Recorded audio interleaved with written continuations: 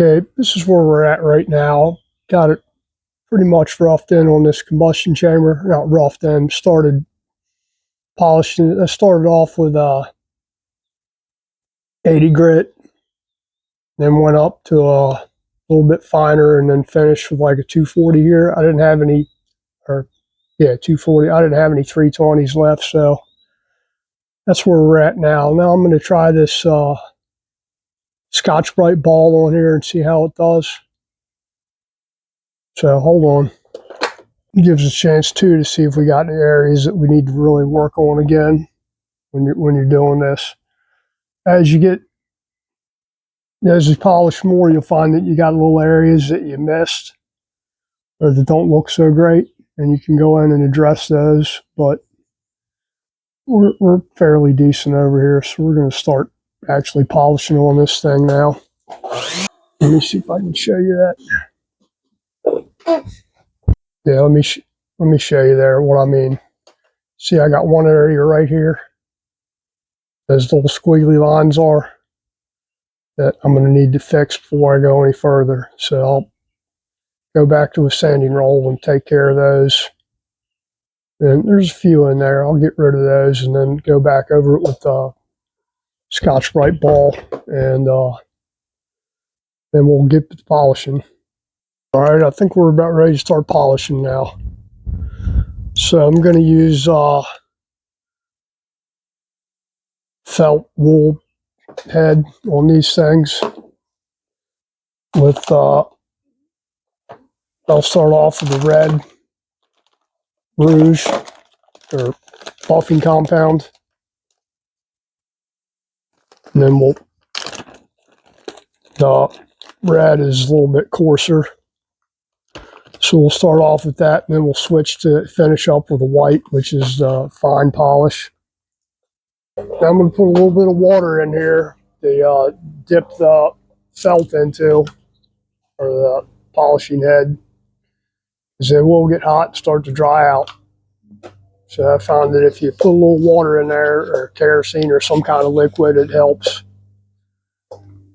Makes a mess, but it saves the head there. We're going to switch out to the white now. Actually, let me show you how the red turns out here. That's where we're sitting at right now. I'm going to switch out, put another pad on, and finish it up with the white. We should be good to go on with this head. We just have to do the radius on the valve seats where the 60 meets 45, and pack the springs, and this head will be ready. I still have to do the other one, but you get the idea there. Remember, if it starts dulling out a little bit, put a little water on your buffing head. It'll come right out. So let me switch this head out, and we'll go to a white. Now, you don't want to use the same buff with different compounds, so I bought a whole bag of these, pretty much because I was out of them. Or the one I did have was so dried out that even after soaking it in water for a couple of days, it still didn't do right. So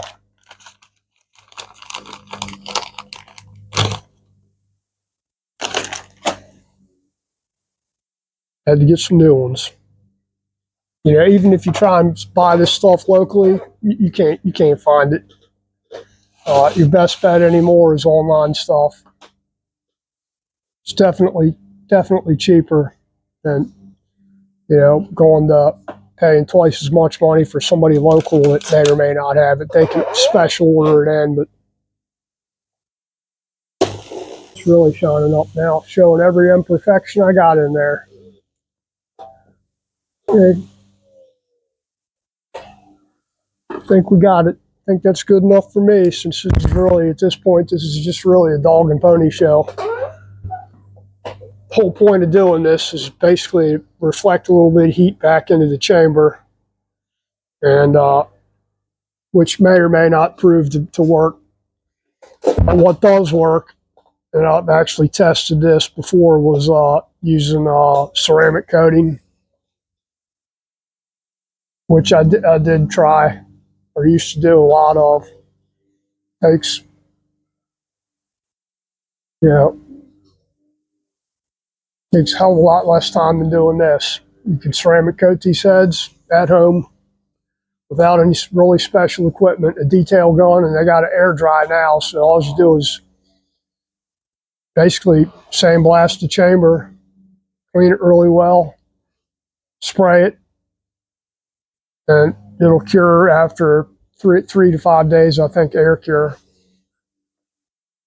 Now, the one I used to use was Tech-Line coating, ceramic, but it was you had to cure it in the oven.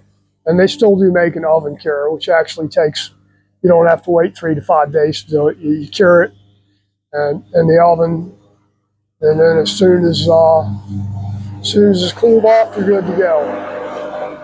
And that's ceramic. You do the heads of the valves, the combustion chamber, the top of the piston, everything. Works really well. This is the old way of doing it, polishing, which does work. But I still have to do the heads of the valves on this. So that's our chamber there. And I'm going to do the heads of the valves. I'll polish those. But then I decided to go ahead and polish these valves out while I got everything out here. This head anyway. These valves are already pretty smooth, so let's see how long it takes there to do these. That thing might have had a little carbon left on there. Let me show you what I mean here. You just need to just smooth it off a little bit. Now we're going to polish it. See if you can see this or not.